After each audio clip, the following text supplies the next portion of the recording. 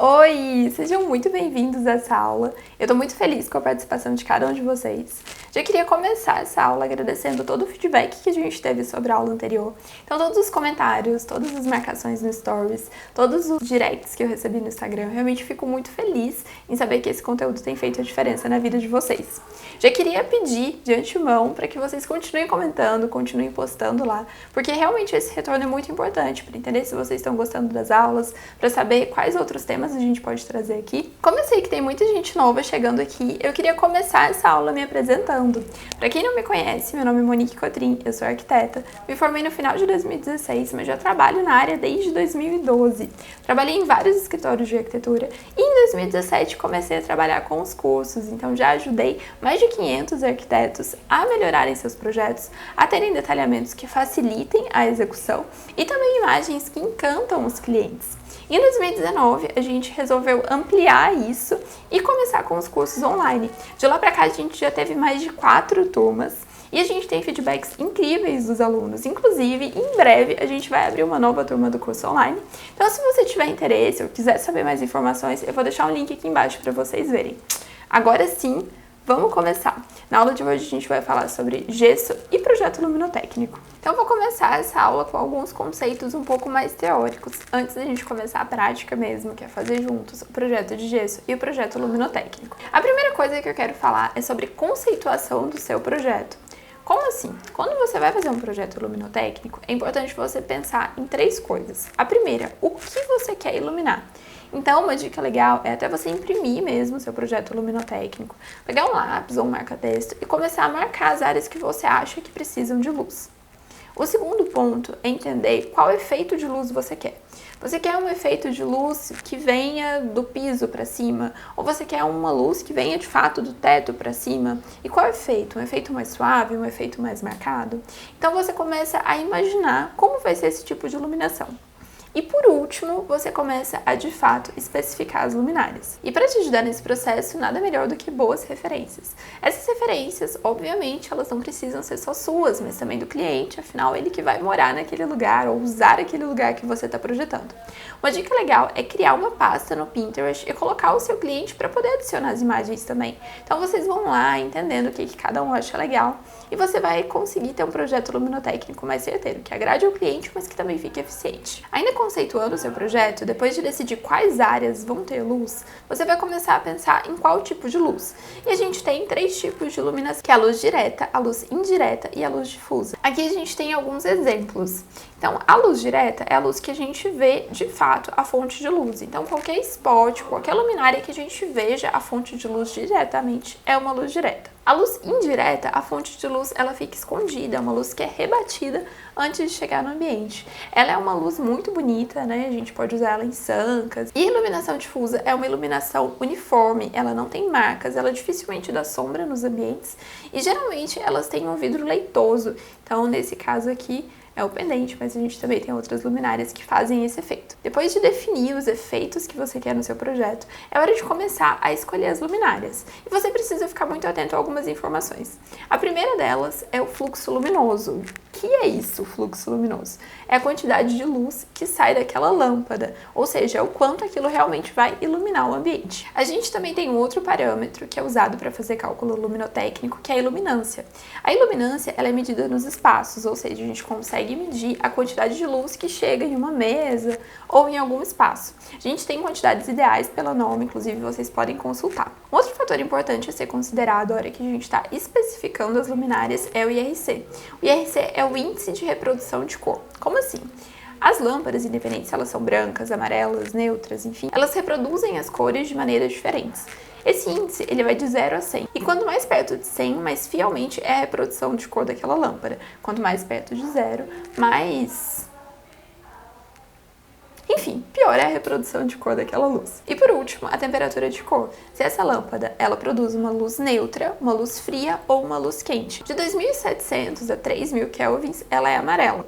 De 4.000 kelvins, ela é neutra. E de 5.700 a 6.400, ela é considerada branca. Como a gente está seguindo o projeto daquela sala, eu trouxe algumas dicas sobre os espaços que a gente vai projetar. Em uma sala, é importante a gente pensar, na verdade não só na sala, mas, enfim, no projeto luminotécnico como um todo. Mas é importante a gente pensar em criar cenários. Como assim? A gente tem circuitos diferentes. E é importante a gente pensar nisso na hora de fazer o projeto luminotécnico. Por exemplo, eles podem acender a um circuito e ter um ambiente mais aconchegante. Eles podem acender aos dois circuitos e ter um ambiente mais claro. Eles podem acender circuitos diferentes e criarem cenários diferentes dentro de um mesmo ambiente. Uma outra dica é que se você estiver meio na dúvida do que fica legal e o que não fica, para nunca errar, a iluminação indireta ela é sempre bem-vinda. A iluminação indireta, para quem já esqueceu, é quando a luz, a fonte de luz, ela fica escondida, como em sancas, sobressaltos e rebaixos iluminados. E uma outra dica na hora de projetar esse espaço, sala de TV, é legal a gente colocar uma luz ao lado da TV. E essa luz ao lado, ela pode estar vindo do teto, ela pode estar vindo da parede em forma de arandela ou, enfim, em forma de pendente, alguma coisa. Mas essa luz vai ajudar a estabilizar a nossa visão quando a gente estiver vendo TV. Em uma cozinha, é sempre importante a gente prever iluminação na área de trabalho. E isso pode ser em forma de luminária, eu gosto muito de usar R70, ou então em forma de fita de LED mesmo, embaixo de um armário superior. Como esse espaço é um espaço que a gente mexe com alimento, é importante a gente usar luz branca ou luz neutra e sempre ficar atento ao IRC. Como eu falei pra vocês, como a gente mexe com alimento lá, é importante enxergar as cores corretamente. E o IRC é esse índice de reprodução de cor. Quanto mais perto de 100, mais fiel. E em um banheiro, é importante a gente nunca, em hipótese nenhuma, colocar spots em cima da bancada. E aí você deve estar me perguntando, nossa, Monique, por quê? Vou explicar pra vocês em um vídeo que eu fiz voltando na minha primeira obra, que eu projetei em 2016, pra vocês entenderem. E aqui a gente colocou algumas luminárias perto da bancada. Lembra que eu falei pra vocês que o espelho, ele pega a iluminação?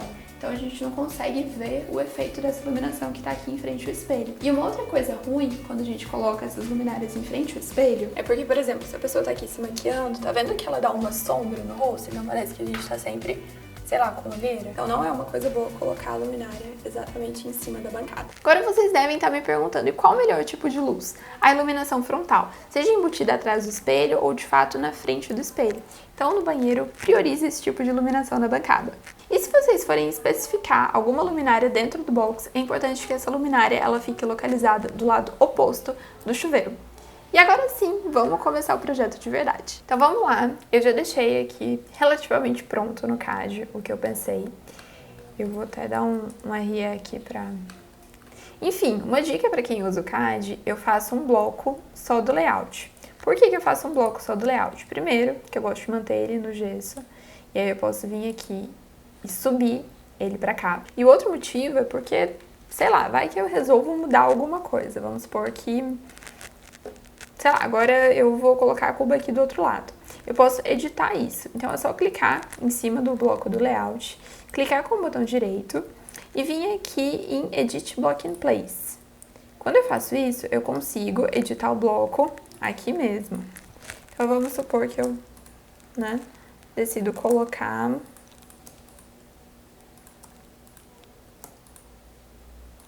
a minha cuba aqui. Quando eu salvo essas alterações, tá vendo? Ele mudou minha cuba, o que é meio óbvio, mas ele muda também em todos os lugares que eu tô repetindo esse bloco. Então depois eu não preciso ficar mudando nos outros projetos, né? Se eu tiver o projeto elétrico, o projeto hidráulico, mudando em um, ele já automaticamente muda em todos. Então, seguindo aquele raciocínio do que eu quero iluminar, nessa sala eu queria ter uma iluminação indireta em tudo. Então eu achei interessante ter um cortineiro iluminado, nesse caso aqui vai cortina, e aqui também. E achei que ia ser legal. Aqui vai um painel de madeira, então iluminar aqui também. É sempre bom a gente ter uma iluminação indireta em cima do sofá. Na verdade, quando a gente estiver pensando em iluminar o ambiente, é muito importante que a gente tenha iluminações nas duas extremidades. Então, se eu estou iluminando essa parede, é interessante que nessa aqui também tenha luz. E eu fiz isso, não só dos dois lados opostos, mas em absolutamente tudo. E o efeito vai ficar parecido com o dessa imagem aqui. Na cozinha, eu deixei o gesso liso e a gente só vai colocar algumas luminárias, mas isso fica a critério de vocês.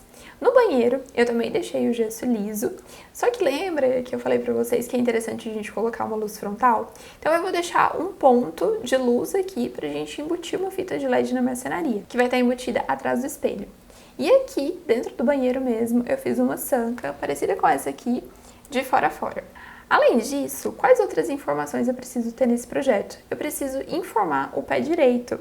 Então, nesse caso, eu até fiz um 3Dzinho para mostrar para vocês. Essa casa, depois de pronta, vai ficar assim. E eu usei o 3D para mostrar para vocês a diferença do pé direito.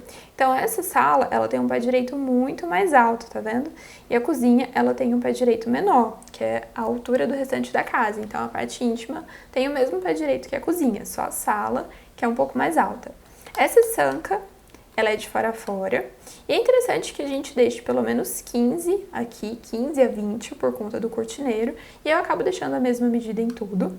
Essa partezinha aqui pode ter de 5 a 7, geralmente eu deixo com 5. E essa parte aqui vai depender, né, enfim, do quanto vocês vão rebaixar do gesso. Então, o projeto de gesso da sala é praticamente esse. Como eu falei pra vocês, o gesso da cozinha ele é todo liso. E aqui a gente tem esse pendente que joga a iluminação pro teto. Além disso, lembra que eu falei pra vocês sobre a iluminação de trabalho? Então aqui vai ter 3 luminárias em cima da bancada. É sempre importante a gente colocar essas luminárias no eixo da bancada, ou seja, dividir a largura da bancada por 2. E aqui depois a gente conversa sobre como dividir essas luminárias. Então esse 3D foi só mais ou menos para mostrar para vocês como vai ser, como eu pensei no gesso. E se você tiver dificuldade em enxergar o gesso, você também pode fazer isso, criar um 3D, às vezes até renderizar, para ver de fato o efeito, né? Depende. Como eu mostrei para vocês no 3D, a gente tem alturas diferentes, por isso a sala tá com um cinza mais claro e um cinza mais escuro. Eu sempre crio uma tabela com os pés direitos da casa. Então se eu tivesse outras alturas diferentes na casa, eu achuraria de outra cor e faria uma legenda colocando pé direito X, pé direito Y. Além disso, no projeto de gesso eu não mostro nenhuma luminária e nenhum interruptor, eu só mostro os detalhes de gesso. Então se vai ter tabica, se vai ter sanca, se vai ter rebaixo, se vai ter sobressalto, tudo isso a gente vai ver nesse projeto aqui. Inclusive, gente, esse eixo aqui é lá no luminotécnico, né? Aqui não. Ops. Então, eu já coloquei aqui algumas indicações e, além disso, eu gosto de fazer uma legenda mesmo no cantinho da folha com as cores e os seus respectivos pés direitos. É importante a gente sempre cotar e nessa hora a gente precisa ter uma certa cautela. Por quê? Se eu começo a cotar esse projeto, então eu venho aqui,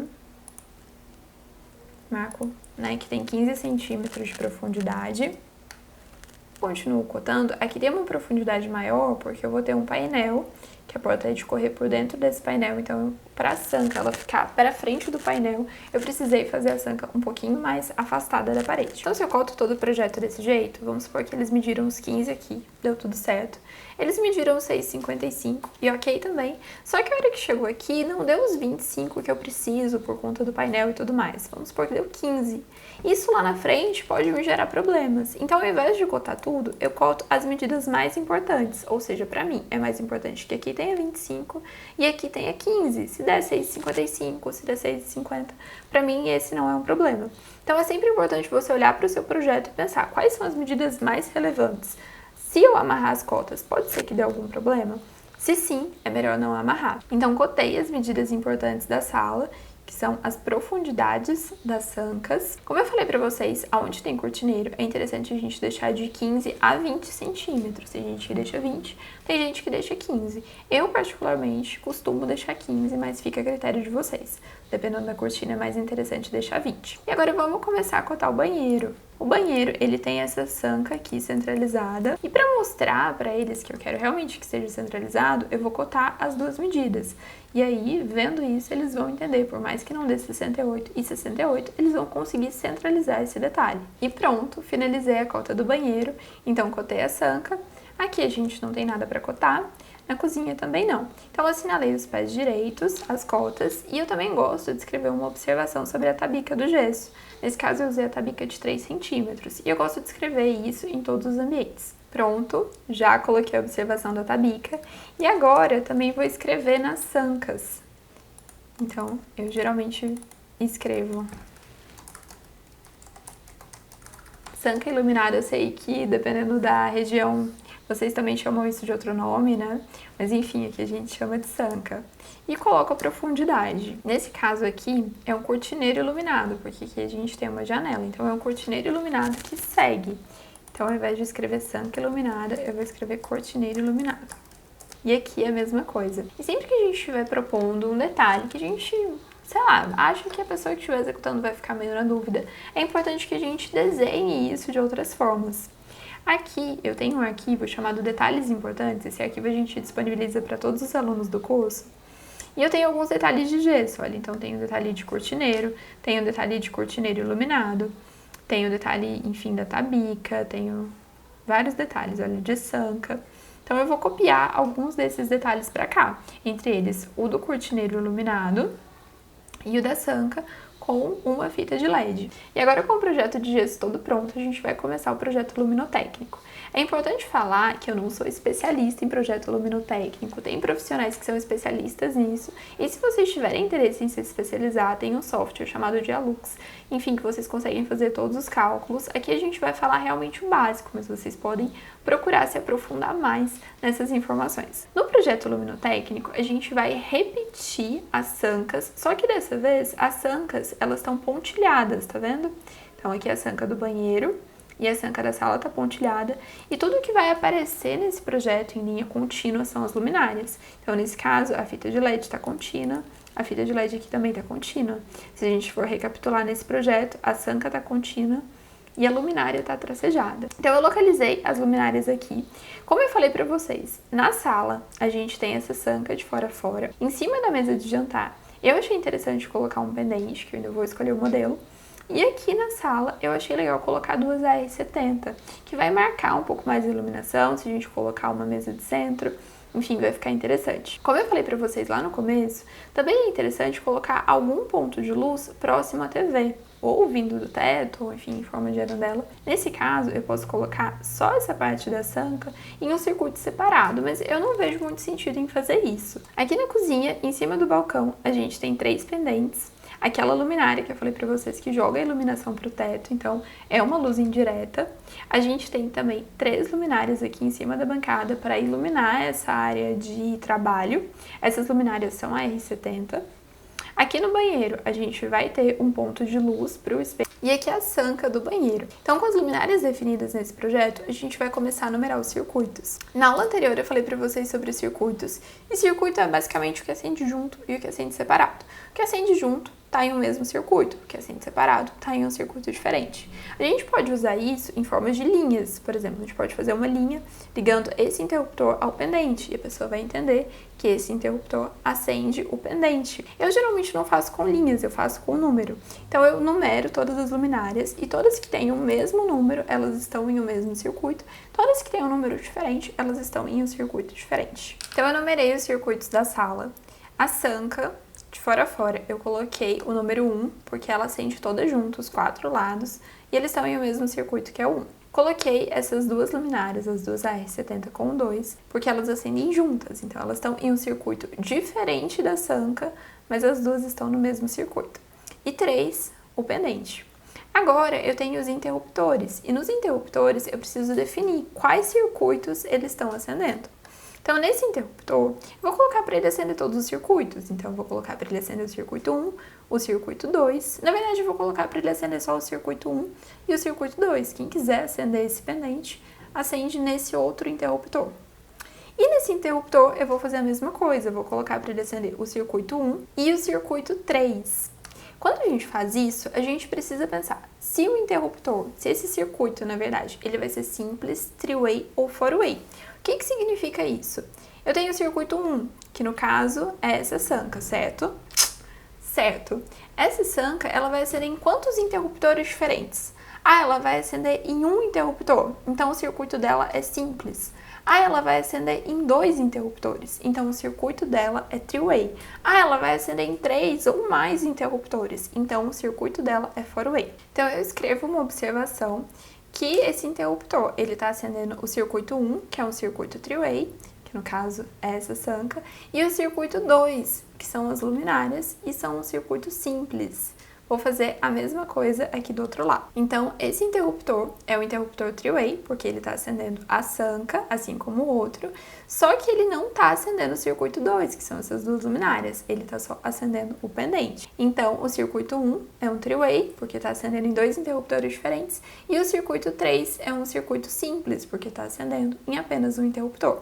E a gente precisa fazer isso com todos os outros pontos. Então, aqui na cozinha, eu já numerei os circuitos. Eu coloquei essa luminária que joga a luz para cima em um circuito, essas 3 luminárias que iluminam aqui a área de trabalho também em um mesmo circuito, ou seja, a gente tem só a luz da luminária, ou a gente tem essas 3 luzes juntas, ou a gente tem os 3 pendentes em cima do balcão juntos. E agora eu preciso colocar isso nos interruptores. Então foi o que eu disse para vocês. Aqui nesse interruptor a gente tem 2 teclas, do circuito 4 e do circuito 6. O circuito 4 é three-way, porque ele acende em 2 interruptores, e o circuito 6 ele é simples, porque ele acende só aqui. Aqui a gente tem outro interruptor que acende o circuito 4 e o circuito 5, que são essas luminárias. Então é só a gente pensar o que vai acender junto, o que vai acender separado. Numera esses circuitos. Depois a gente começa a distribuir isso nos interruptores, aonde vai acender cada coisa. Acendeu em mais de um lugar? Three-way. Acendeu em mais de 3 lugares? Four-way. Acendeu em só um lugar? Simples. Além disso, no projeto luminotécnico, a gente precisa cotar. Então, a gente vai cotar o eixo de todas as luminárias. Então, por exemplo, o pendente, eu cotei o eixo dele, ou seja, eles começam a 30 da parede e tem 65 de distância entre eles. E aqui eles têm 2,25, ou seja, a pessoa vai medir os 2,25 para achar o eixo. O projeto luminotécnico está praticamente finalizado e agora a gente só precisa especificar as luminárias seguindo aqueles critérios que eu falei para vocês. Então é sempre bom a gente colocar a marca, o modelo, a temperatura de cor, todas as informações para que o cliente ele consiga comprar, inclusive a quantidade, né? Quantas luminárias R70, quantas dicróicas. E assim vai. No nosso curso a gente trata sobre isso separadamente, como eu falei pra vocês. Mas eu espero que essa aula ela tenha ajudado vocês. Se ficou alguma dúvida, comenta aqui. De repente a gente faz mais uma aula sobre pontos elétricos, sobre gesso, sobre projeto luminotécnico. E é isso. A gente se vê na próxima quinta. Um beijo. Tchau e opa! Não esquece de comentar aqui embaixo o que você gostou. E também de postar no Stories que assistiu a aula e me marcar. Vou adorar saber o que vocês acharam.